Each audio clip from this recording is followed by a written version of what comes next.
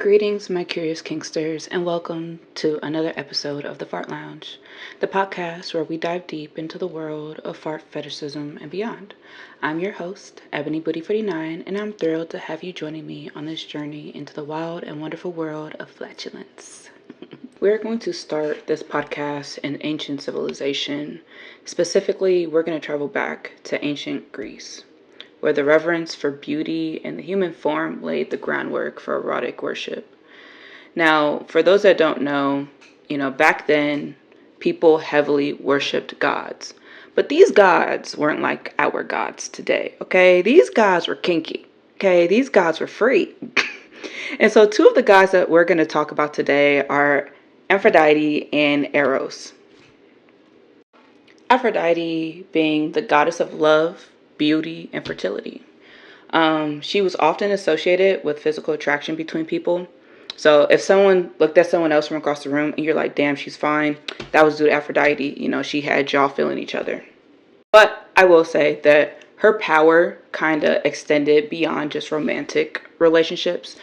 She was also heavily connected to the forces of nature and arts, which, if you think about it, looking back on how they were living in Greece, that makes sense. Even in our world today, lots of art is associated with beauty, love, and for a lot of women that make art, fertility, or, how it is to be a mother.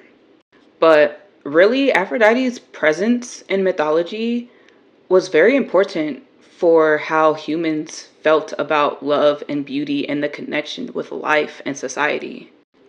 This woman was so treasured there. They had cults worshiping her. They had festivals. And don't think of your regular, ordinary festivals. These festivals, they were having, parties. And when I mean parties, you know what kind of parties I'm talking about, okay? They were having some wild parties. These festivals, they would go on day to night. And you would see some things that you would never see today. It was that kinky. And they were doing all of that and dedicating it to her, often literally to just celebrate beauty, love, and fertility. Now, Eros, he was the god of love and attraction. He was often depicted as a very youthful figure who could make you fall in love through one of his arrows. No, I'm not talking about Cupid. He did influence Cupid, but he is not Cupid. But just how we kind of view Cupid today, that's kind of how they viewed Eros back then. He was heavily associated with the force of romantic and sexual desire. Now, he wasn't on the level of Aphrodite, okay, but he still heavily influenced the love, the sexuality, and the belief that humans and their sexuality were connected and that we were supposed to be connected. But together, Aphrodite and Eros symbolize the complexities and the power of love and attraction. And their roles in mythology, yes, it's just mythology, but back then, ancient Greeks literally worshipped it like how we worship the Bible today. But understanding these forces as fundamental to both human experience and divine intervention, their stories and worship practices truly illustrate how central these concepts were to ancient Greek culture, so much that it influenced their art, their literature, and their social practices. And a good example of their social practices was, they had a lot of festivals, one of them being Floralia. It's a festival, but it was characterized by a sense of freedom and permissiveness, allowing for, sexual behavior. And tabooness was very common at this festival. You can almost view it as how the LGBTQ community is when it comes to their walks, right? Their parades. It's very, very, very similar. And if you want to look more into how ancient civilizations dealt with sexuality, I would look into, let's say, Pompeii, Roman erotic art, stuff like that. Because truly in these societies, we saw fetishism as a celebration of life and fertility, integrated literally into the fabric of everyday life and worship. But clearly how we live today, we know that came to an end, right? So we're about to enter. We're entering the Middle Ages. The church's influence casted a shadow over the celebration of sexuality, which is funny, right? Because, like I just told you, it was sacred, but now it becomes taboo. I can always make a separate video on the church's stance, but we already technically know that they don't really agree with non procreative sex and the demonization of fetishism. Truly, like the stance is still the same. They don't think you should be doing the do unless you're trying to make a little human. But even during those times, fetishism and sexuality was still, something that people did underneath the table, in the back room, in the alley. Like, it didn't go away. It just became more hidden. I mean, they were even writing erotica. It's just you had to get it on the download. And not even just erotica. They had art too, all which hinted heavily at fetish themes. I know sometimes those images can get around the internet and they're black and white, but it's such old drawings that include fetishes like farts, feet, and more. So it's not like people having these fetishes today is so against human nature. They were always doing this stuff. We were always doing this stuff. It's just due to societal shifts, it can go from being accepted to not being accepted. It can go from being literally taboo to sacred, or sacred to taboo. Now, between the Middle Ages and now and the modern times, we kind of went through a period called Enlightenment and beyond. It sounds fancy, right? Pretty much it is fancy. It just means we got our butts in the lab, okay? Things turned scientific. I mean, we had scientists called sexologists. We had our philosophers, all kind of changing their stance a little bit on sexuality. But instead of it going back to, oh, it's human nature, it kind of changed into, them believing that the complexities of sexuality and fetishism were due to an absent object. How you take that, whether you believe it or not, that is up to you. It probably does have some truth to it, but a lot of the specific scientific elements, especially from the sexologists like Richard von Kraft, they just kind of got like belittled in a way. So like, let's say like back then they were like, oh yeah, like sexuality is natural, and here's how it helps us, here's how we benefit from it. And then like kind of in modern times we were like, they were kind of right, but let's just change all this. Pretty much what they changed was, yeah, it's natural, but we should still only be doing it if we're procreating, and technically, if you have a fetish, it's because you are lacking something. So they turned it very, very scientific. It's so much detail. I truly feel like it would need its own separate video. But if you want to look into it, I would look into, like I said, the sexologist Richard von Kraft. You can explore Freud's theories, such as like, what is it, the Oedipus complex. I mean, he definitely helped with changing the public perception of fetishism, but I wouldn't say that it was for the best. I think they still kind of kept it in the realm of, oh, we shouldn't touch that. But yeah, pretty much the shift from the Romans to the Enlightenment period is pretty much like, oh, at first it was holistic and sexuality was natural and it was embraced, and that's how we connected with our planet. And then it kind of changed to, oh, it's scientific. Here's why we do this. Here's what you should do. Here's what you shouldn't do.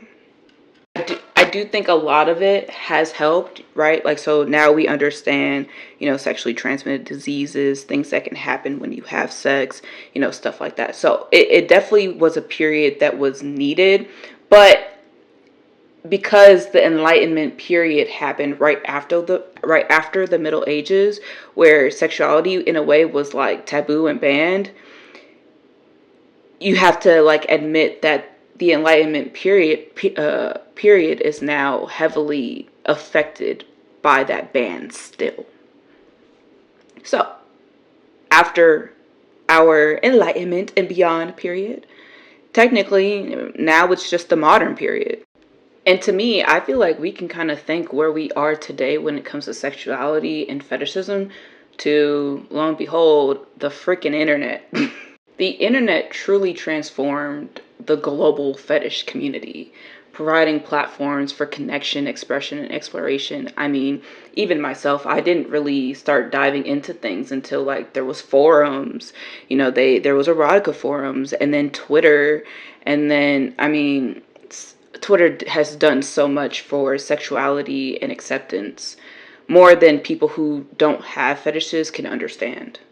But the internet truly created this transformation that includes, all of the online forums, video platforms, the rise of fetish fashion, and the growing acceptance of just fetish in mainstream media, like movies. But, I'm gonna break down some of the different ways that I think, the internet has affected the global fetish community. So let's break it down. First, you have online forums and communities, right? The internet literally enabled people with specific niches to find like-minded people. That in itself, once you can communicate with someone else who's just like you, things are bound to blow up. So like sites like FetLife, for example, truly were the beginning ways of how people who had similar interests connected. And then of course, because people don't know who you are online, right? That gave people even more comfort to truly just like spread their freaking wings and be like, this is who I am. And then we have the video platforms. YouTube, Vimeo, what's that blue one? The blue one. Like all of these sites had a hand in distributing fetish related content. And not even just fetish related content, educational content about fetishes, all of it. Not just the kinky stuff, but even the educational stuff was something that truly helped the fetish world kind of like reground itself and then get back up. And due to the internet, a lot of things went from niche to mainstream. Not all fetishes, of course, but like clearly so many fetishes are starting to become more mainstream. Now, I won't say mainstream means that it's 100% accepted. I won't say mainstream means that people aren't going to judge you, but people know about it, right? So fetish fashion, like latex, leather, fetish-inspired clothing, gas masks, all of these things were originally in a subculture that is now in the mainstream fashion. Even designer brands have incorporated fetish elements into their collections, whether they'll admit it or not. Some of them will, especially if it's a brand that claims it's a brand that's based on breaking barriers and breaking traditions. But a lot of fashion has fetish fashion involved in it. Then we can go jump into influence of pop culture. Fetish fashion, once it was created, boom, then celebrities started wearing it. Musicians, influencers. Once they start wearing things, people who have these crazy public personas or even public, performances, like they truly were like, okay, like this is okay now. Even if some people judged it, it still told other people like, whoa, this is what we're kind of getting into. Like, let me think of some artists. Madonna, Lady Gaga, my girl Rihanna. I mean, all three of those ladies specifically have been featured with fetish inspired clothing. I won't say that they have 100% like jumped into fetishes specifically, but the fashion they have worn it. And when our celebrities and when our I got a burp. Sorry, when our celebrities and our influencers start moving a certain way, it tells us that we can move a certain way, which is, how literally fetishes are now starting to impact mainstream culture. Just like the incorporation of fetish fashion into mainstream culture has helped normalize and destigmatize lots of fetishes. A fetish inspired style has is now more in common. Shit, not more in common. Is now more common to be seen in music videos, advertisements, um, movies, fashion shows, all of it. Men wearing it, women wearing it. Like literally, the growing popularity of fetish fashion has led to the expansion of the consumer market for fetish related products. And that doesn't just include clothing, that includes accessories too. I'm pretty sure back in the day, if you wanted something, you had to make it. Or you had to at least nobody who can make it for you. But these days, you don't have to have someone that has to make something for you. You can just go buy it because now so much is mainstream. You don't even have to do it the way that you used to have to do it. Like what? Like fetish, furniture. A lot of the websites back in the day, like, and look, I'm not that old, but like, I've been in this industry to where I was out looking for things and I would try to find certain furnitures and I couldn't. And the only websites that had it were like such old websites. And I'm like, I don't know if I'm okay putting my money into this, but those were the only places you could get it because they had to make that stuff. And now, I mean, you can find a smother bench on Amazon, okay? Again, I won't say that it's just 100% accepted, but the growing acceptance of fetishism in media has heavily shifted in today's modern times. I mean, television, movies, TV shows, anything, right? I mean, all of our platforms now have shows that portray different fetish elements. Let me think of like the L world, the L word. I don't know if you guys have seen that. The Secretary, How to Build a Sex Dungeon on Netflix. Like, think about that. Like, we didn't really have stuff like that as mainstream as it is now. And then if we want to mention like the educational part of things, like documentaries, uh, there's a lot of documentaries now that explore fetishism from psychological, sociological, and cultural perspectives of different kinks and fetishes. And I can't think of one, but I feel like I've seen one that talked about foot fetishes. I wouldn't be surprised. But of course, this isn't due to no reason. Like the growing visibility and representation of fetishism in media literally is just due to changing societal attitudes. As fetishists practice and become more mainstream and interests become more visible, public perceptions are going to shift. Whether it's left or right, it's just right now they're shifting towards greater acceptance and people choosing, excuse me, to understand it. Again, I want people to understand, I'm not saying it's truly accepted. Like, while increased acceptance has led to positive changes, it still debates, it still sparks debates and controversies, right? Discussions about fetishism in media often provoke questions about boundaries, which is fair. I definitely won't say that I disagree with that. I do agree that certain shows or certain TV shows, movies, probably do need to be very specific on what they put fetish content into, right? Like there's cartoons that are not technically for adults that have fetish like jokes in it. And again, I don't agree with those. So I do understand why there are lots of debates about it. But this is why everything is not going to be positive. People are questioning boundaries, consent, and representation. As well as a lot of people are reflecting about societal negotiations, about sexuality and personal expression. They're like, oh, like, should we allow this? Oh, should we not? So things are going to constantly keep changing. But as of right now, in modern society, I mean, we're getting kinky. But let's end this podcast. I mean, I kind of was a little all over the place. Like I'm practicing. I'm trying to get at this or get good at this. And I'm trying to make sure that I don't cut things out if I mess up. Because sometimes, like when I'm such a person who is very passionate about many things that anything I do, I'm very passionate about. And so sometimes my tongue gets a little tied. But let's, just go to the conclusion. The internet, in my opinion, has played a crucial role in shaping, expanding the global fetish community.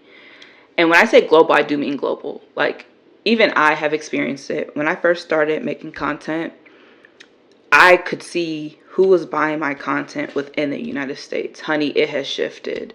I see people in New Zealand. I see people in Japan. I see people in Africa. I see people all over Australia. So it's definitely a global thing. So don't think it's just like the United States. It's definitely not just the United States. It's global, okay? And that's also due to just everyone having access to things and being able to communicate. But the rise of fetish fashion and its influence on mainstream culture reflects a broader trend. And that trend is the acceptance of diverse sexual expression. Additionally, the growing representation of fetishism in media has contributed to changing societal norms. Greater understanding and acceptance literally have never been like such a topic until recently. But I will say, for all of my fart fetish fans, I can probably make a video on all of the farts content that has been flooding social media these days. Like, I mean, in the last month. And I just want to say, before, like, I'm gonna give you like a little teaser. It's due to trends. But don't think that just because a girl is farting online that means that she has a fetish, honey. I promise you she probably doesn't. He probably doesn't. It's a trend, and right now people are doing anything they can to be trendy, to go viral, and that means that they will do things even if they don't agree with it, right? Even if they don't like it, they might do it. So that's a little teaser on a podcast that is coming up. But but yeah, so our journey through the history of fetishes comes to an end. But remember, the world of kinks and desires is forever evolving. Thank you for joining me on this enlightening adventure. If you enjoyed this episode, don't forget to subscribe for more explorations into the realm of human sexuality and especially fart fetishes. So until next time, stay kinky, stay curious, and don't forget, it's better out than in.